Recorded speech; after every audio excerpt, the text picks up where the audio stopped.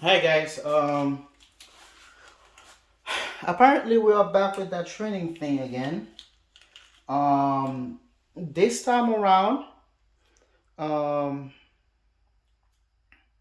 I want you, mvle pour tout moun look at this more. Plus penser tant qu'on ingénieur, right?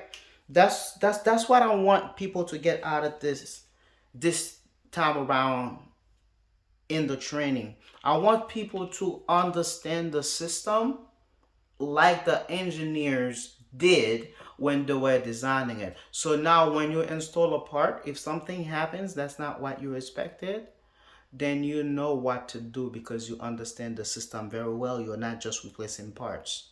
All right. Um, what everybody's asking for is for refrigerators. We're gonna go through all the appliances, but since people ask for refrigerators more, we're gonna start with refrigerators, right? Spatially sealed system. Let's go. All right. Um, let's start from the end, and we are literally building the system. We are going to build a sealed system with all the understanding. Okay. First, what are we trying to achieve? Okay. If you have a refrigerator that doesn't have a compressor and it doesn't have any other part, as long as the freezer is cold, the evaporator is cold, that's all you care about. So now you're trying to get the evaporator to get cold.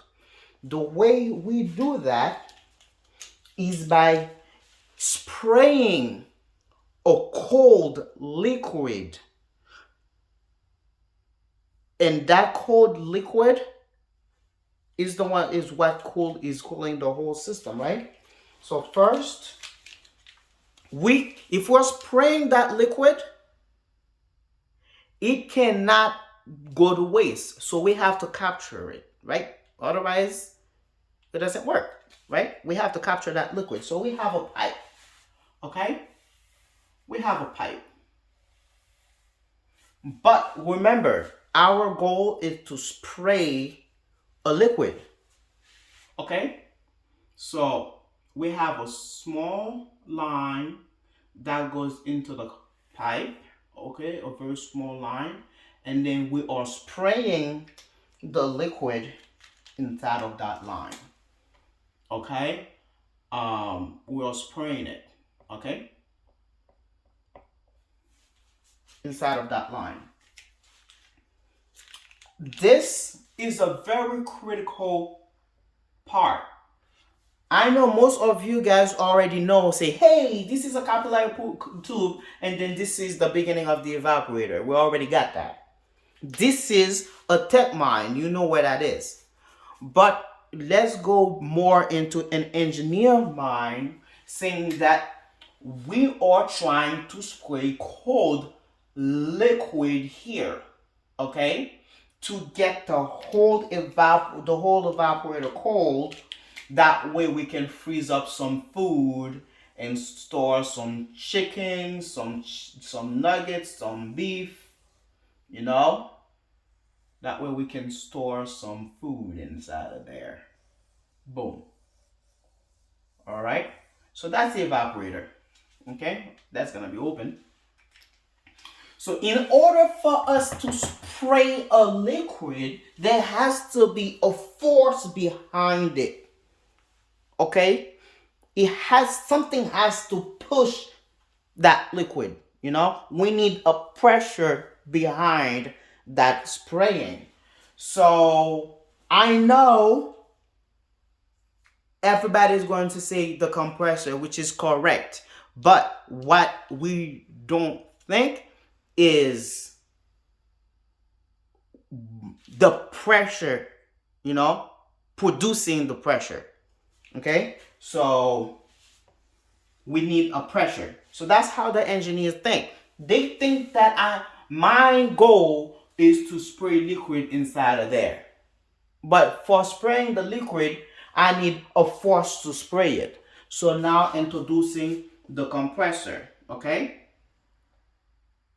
So the compressor is the force that's pushing that liquid inside of there. Okay? But the problem with that liquid, it evaporates. So now the goal is to spray the liquid.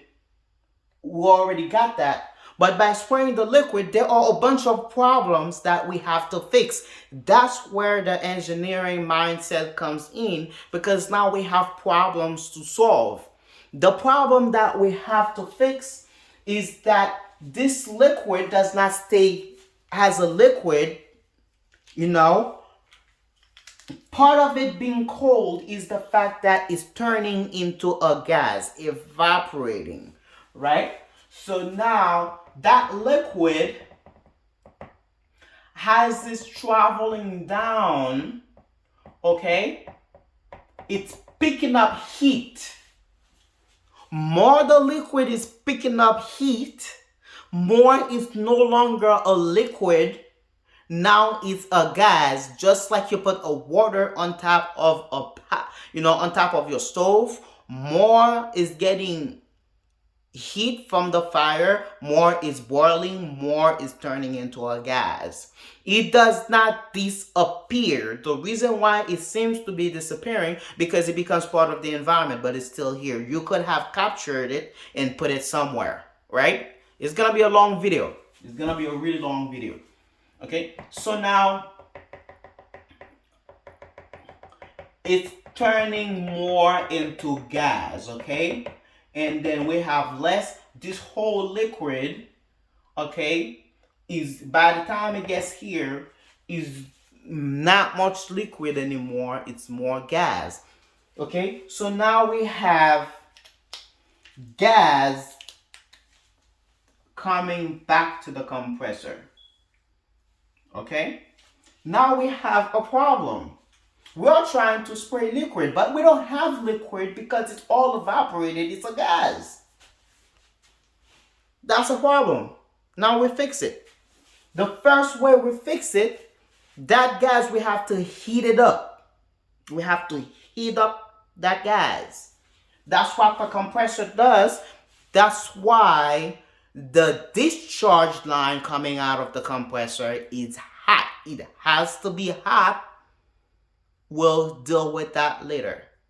Now we have to heat up the gas, because now we have gas. Our main thing is we need to turn that gas back into liquid. That's all we're trying to do now. Now we're trying to turn the gas into liquid. But we can't just take the cold gas and we turn it into liquid. We have to heat it up. Okay? First, we have to heat the gas up. That's why the discharge line, the gas is hot. Okay? Apart from it being hot,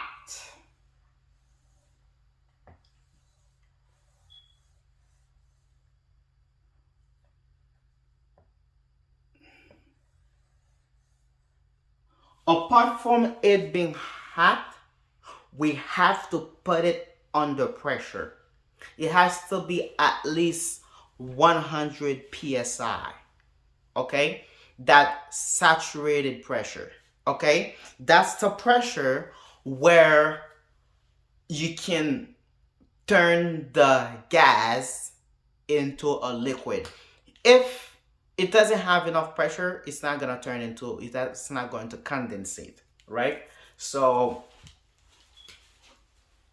now we have hot gas coming out, and our goal is to turn it into liquid.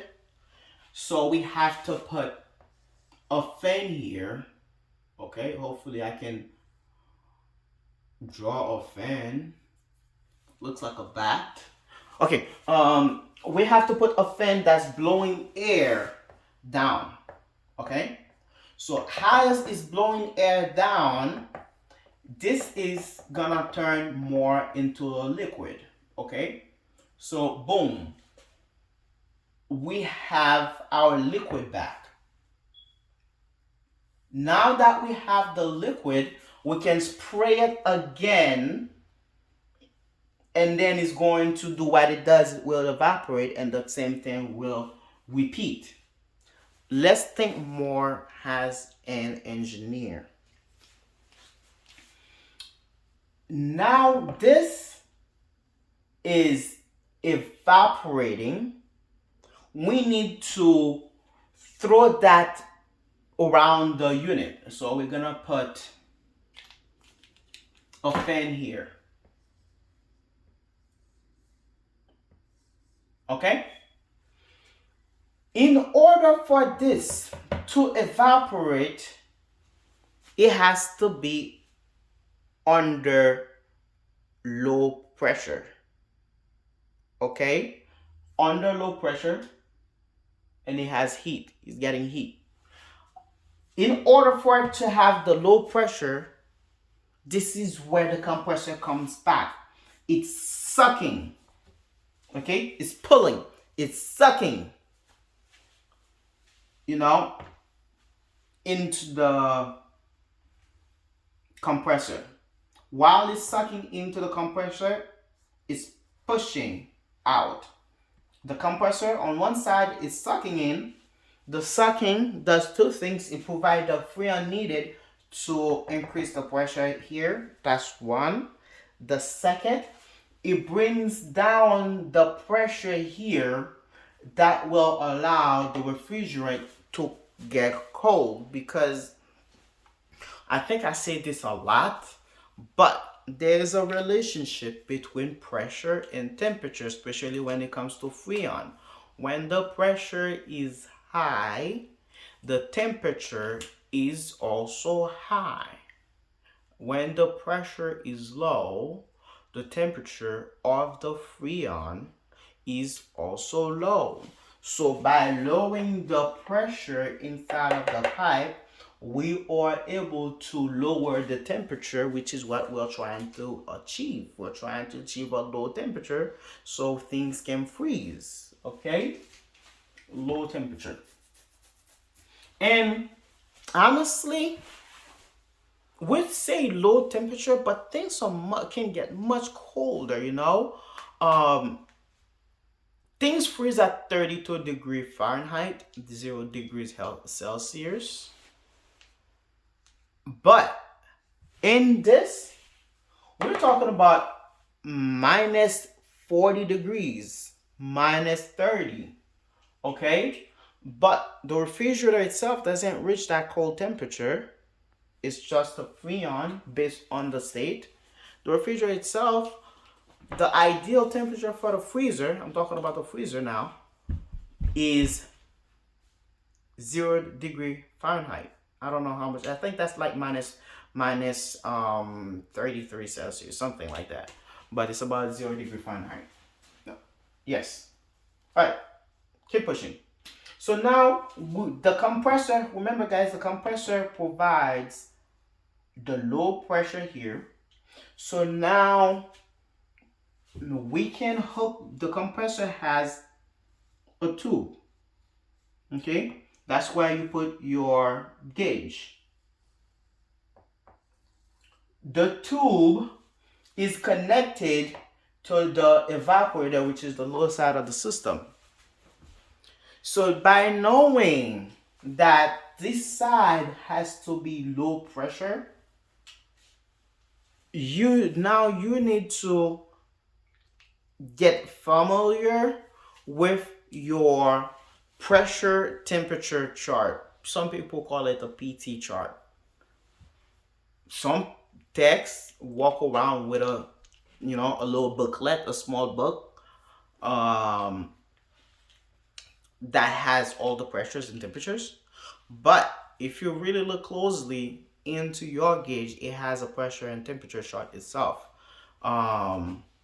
You have a pressure, okay, indication. Behind that pressure indication, if you take a look at the freon that you're using, the second number that's related to that freon is the temperature. So while it's showing you pressure, it's actually showing you temperature at the same time. So you have a chart right into the gauge. Maybe I'll grab a gauge and show it to you. I don't know. Right. Anyways,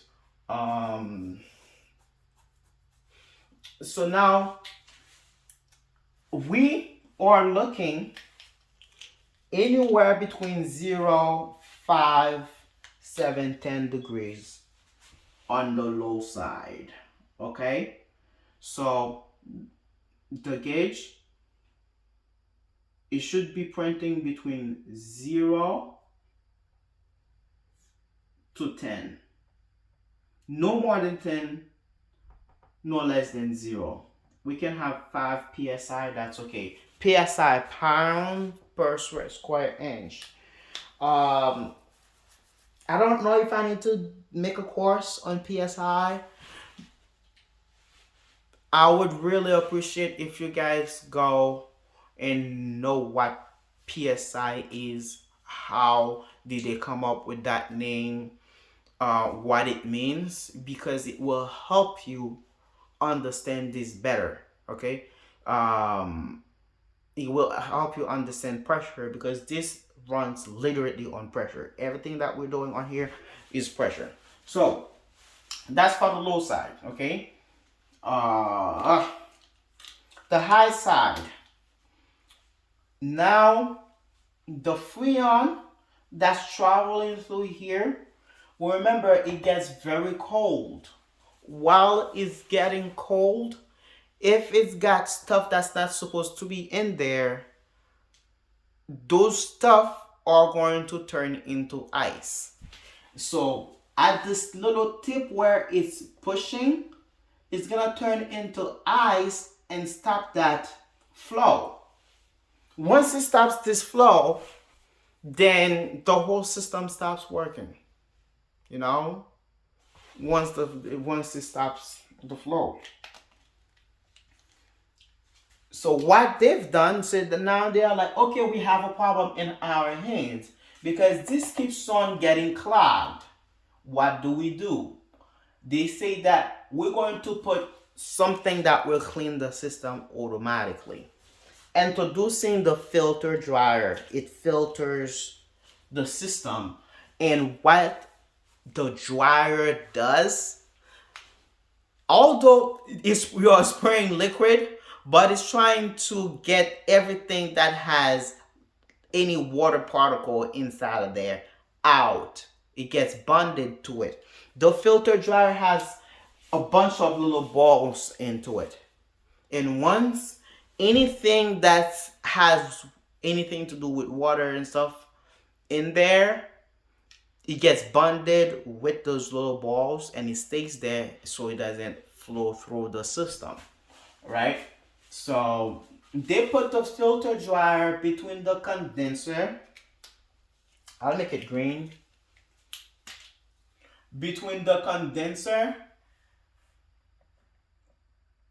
and the evaporator. So when you have those two, the gauge that you're reading, okay, you have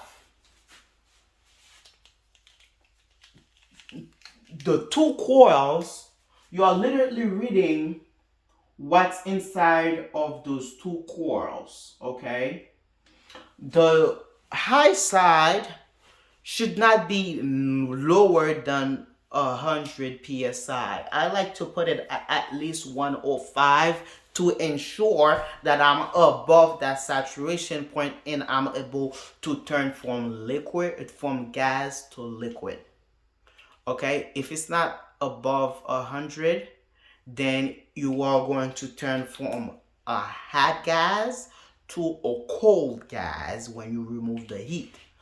But when you are above 100 psi, you are coming from a hot gas to a liquid. And it's the liquid that we're gonna need to spray because you cannot spray gas, right? You need to spray, a liquid. Because because remember, the whole cooling effect happens when the liquid evaporates. And you cannot evaporate a gas. We need liquid. Moving forward. 5. So on this, we are looking between 100 to 150 psi based on the system. Some systems, if you put it more than 125 psi, it's not gonna work.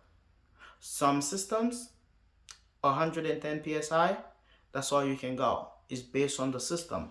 But the principle is you're gonna want to be at least 100 psi. Okay, somewhere here. Okay, for you to be able to come from a hot gas to a liquid. Okay, so now that we know the system, we're going to turn the system into 4 quarters. Ooh, I just broke this thing, huh? Ooh, it doesn't come off.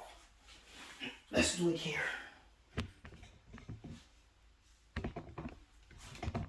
We're going to turn it into 4 quarters. Let's do black.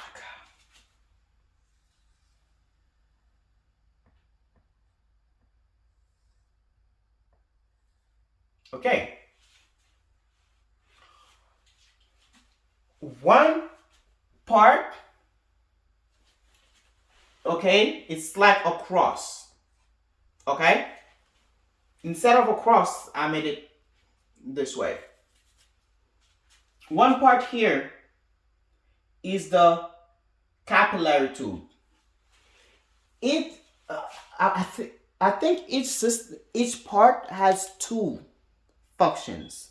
Let's count them. The capillary tube first function is to spray the liquid inside of the evaporator. Okay, that's the first function. Spray liquid inside of the evaporator. So now, when you have this, the high side that is too high, yet the low side that is too low, it doesn't say that the system doesn't have freon. The freon is there. But instead of it to be, exact amount here and exact amount here, not because this is not allowing it, to pass through. Like right now, we have a clog. We don't call it a clog, we call it a restriction, right? So all the pressure that the compressor is pulling is here. And this is empty. Not only empty, it goes into a negative, what we call a vacuum, right? So now, instead of that being 0, now you're looking at minus 20 or minus 30, okay? It's 30 and negative because this is clogged. This can feed this part, and the compressor is pulling, so all the pressure gets stuck inside of the condenser. Moving forward. So the first one is to spray, okay? Is to spray into the evaporator. The second function, it creates a restriction, which is very important for the system. If the capillary tube is too big, that 100 psi that we are looking for, we will not get it because it's letting the freon pass through too fast. It's too big. If it's too small, it does not let enough freon go through, so it's not cold. It's not enough freon going through. If it's too big, there is not enough pressure to make it to create that saturation pressure for it to condense from liquid to gas. So if it's too big, we have a problem. If it's too small, we have a problem. But generally, we don't have to think about it. This is what the engineers have to think about to know which size to put in. Although we sometimes do put our own capillary tube in systems, so we have to know it so we know which size to put in too. Moving forward. So the second thing that it does, it create a restriction. So we have, it sprays inside of the evaporator and it creates a restriction, which is important to make enough pressure here, to build up pressure here, and also to limit pressure here. Build up in the condenser so we can condensate, limit in the evaporator so we can have that low pressure, low temperature effect that we've been talking about. Think like an engineer. Moving forward, the compressor. Okay, so we are doing that cross thing. Okay, spray and restrict.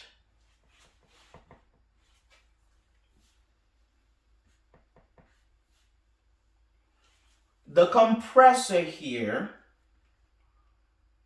does the exact opposite from the capillary tube. Okay, it does the exact opposite. The capillary tube is spraying, pushing into, while the compressor is sucking. Okay, pushing, sucking, exact opposite. The capillary tube is spraying and the compressor is sucking. And they do the same job. Because the capillary tube is creating the high pressure here so the gas can condense into a liquid. The condenser is creating a low pressure. This is creating a high pressure, and the compressor and the evaporator is creating a low pressure. So it can do that low pressure, low temperature effect. That's one. So first, it's creating low pressure.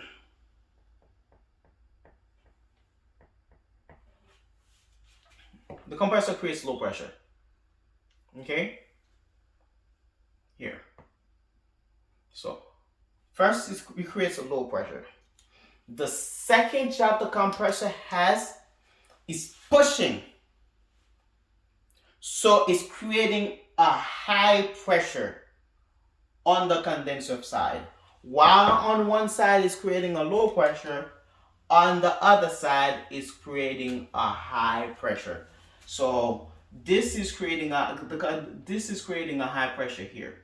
So high pressure. It's the restriction, but high pressure.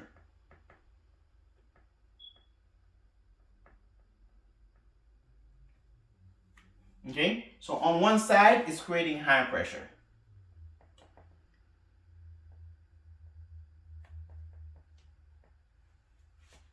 So one side creates high pressure, the other side creates low pressure. The capillary tube, one side it creates high pressure, the other side it creates low pressure. Okay? So now, when the capillary tube is bad, it creates no pressure on one side, which means we go all the way onto the negative. And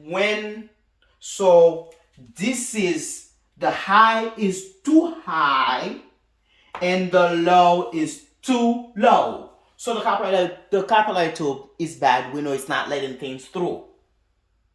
But the compressor, when that is bad, the opposite happens because they are opposite parts. The low side is too low because it's not sucking. The low side is not sucking. So instead of it to be the regular 5 to 10 psi or 0 to 10 psi, now you're gonna find it at 50 psi, 45 psi, 35 psi. Okay, because the compressor is not sucking, even if it's running, but it's not sucking. Okay, so that's how you go into a refrigerator. You put your gauge on the low side of the refrigerator and you take a look at the reading. Before you go take a reading, whether it's on your voltmeter or your gauge, you need to know what you are looking for. If you don't know what you are looking for, how do you know whether you found what you're looking for or not? Whether what the reading that you get is good or not. So you need to know what you're looking for. So now I know here I'm looking for anywhere between 0 and 10. Ideal 5, 0, 2 is okay. But now when I find 50, I'm like, this is not right.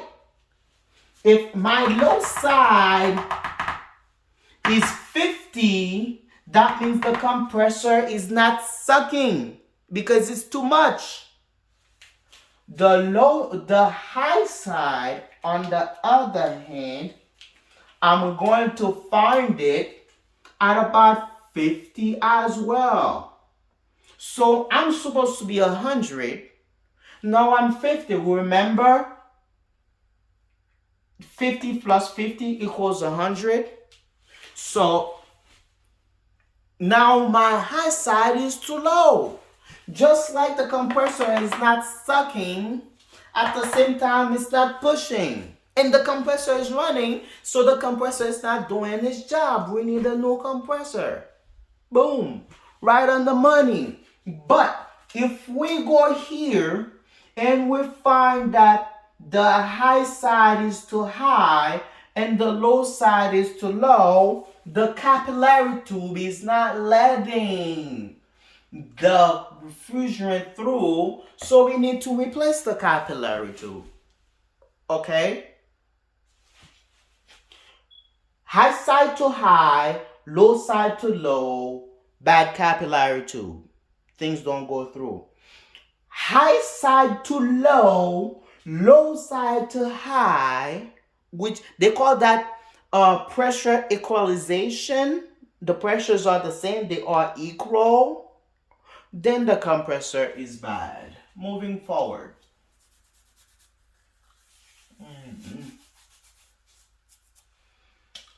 So just like the capillary tube and the compressor are the same part that do opposite function, yeah,